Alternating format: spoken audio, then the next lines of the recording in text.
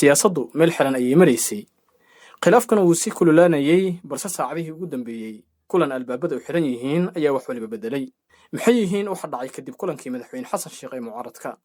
inkastoo siyaasadda ay tahay meel ay wax waliba ka dhici karaan haddana arrintani waxay ka baxsan tahay filashada caadiga ah ee laga sugi karo xaaladaha siyaasadeed waxay dad badan oo qaybaha kala duwan ee bulshada ilaa iyo xilligan dhagahooda ka dhawaaqaya waxaa isku soo beegay weliba wax ka yar 2 maalmood in hoggaanka ugu sareeya dalka si kala duwan gaargaar ah ula kulmaan horjoogayaasha siyaasiyiinta iyo madaxda ugu sareysa mucaaradka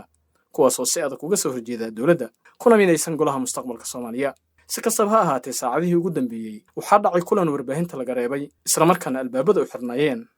kaasoo dhex maray ra'iisul wasaaraha dowladda federaalka Soomaaliya Xamse Cabdi Barre iyo madaxweynayaasha dowlad goboleedyada Puntland iyo Jubbaland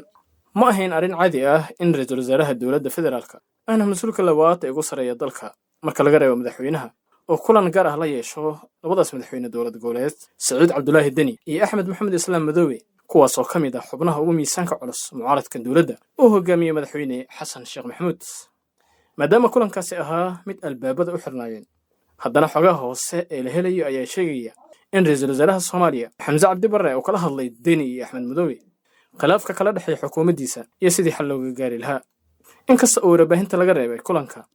haddana dhinaca kale xafiisyada labada madaxweyne dowlad goboleed ee Puntland iyo Jubbaland ayaa ka hadlay ujeedada kulanka iyagoo soo saaray warbixin ku saabsan qodobadii lagu gorfeeyey Jubbaland oo war ka soo saartay kulanka ayaa sheegtay in qodobka ugu weyn ee xoogga la saaray uu ahaa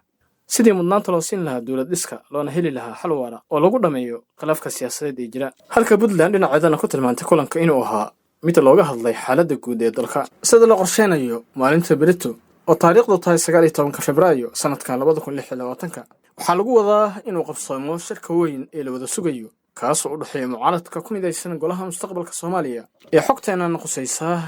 iyo madaxweynaha dowladda federaalka Soomaaliya Xasan Sheekh Maxamuud kadib markii mucaaradka lagu qanciyay inay yimaadaan Villa Soomaaliya kadib diidmooyin ka yimaaday labada madaxweyne goboleed Puntland iyo Jubbaland waa Saciid Cabdullaahi Deni iyo Axmed Maxamed Islaam Madoobe kuwaasoo arrimaha amni dartood uga soo horjeestay inay madaxweynaha Soomaaliya kula kulmaan Villa Soomaaliya balse hadda waxay u muuqataa in lagu qanciyay inay yimaadaan Villa Soomaaliya ugu dambeyn lama ogo waxa ka soo bixi doona kulankan iyo xalka heshiisood oo ay gaari doonaan labada dhinac balse wixii xoga ah bixinadeena dambe ayaad ku ogaan doontaan